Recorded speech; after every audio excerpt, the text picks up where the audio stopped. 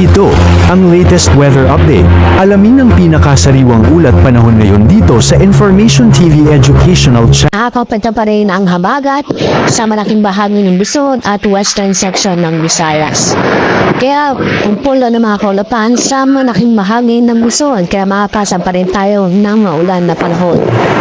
Ang habagat ay patuloy pa rin makakapekto sa Luzon at sa western section ng Visayas sa susunod ng limang araw.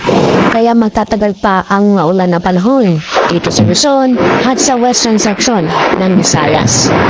Samantala, nasa loob na po ng ating Philippine Area of Responsibility ang low pressure area na kasalukuyan nasa layong more than 1,000 kilometers silangan ng Northern Luzon.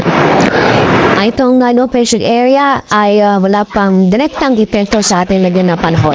Inaasahan ng tuwing kikilos, pakaluran o maring dumaan sa extreme Northern Luzon at may posibilidad na maging isang bagyo. Kaya atabayan ang ating update patungkol dito. Naniniwala ng panahon ang inaasahan sa Luzon kasama Metro Manila at kasangbilin din sa western section ng Visayas.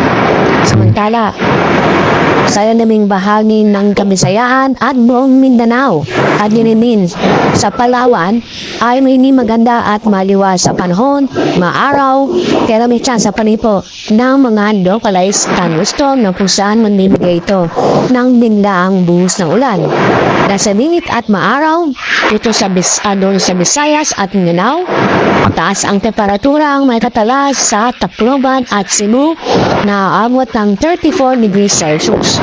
Sa Iloilo, aabot ng 33 degrees Celsius. Sa ilang lugar sa Mindanao, aabot ng 35 degrees Celsius. Sa Zamboanga, 34 degrees Celsius. Sa Cagayan de Oro, at 33 degrees Celsius sa Metro Davao.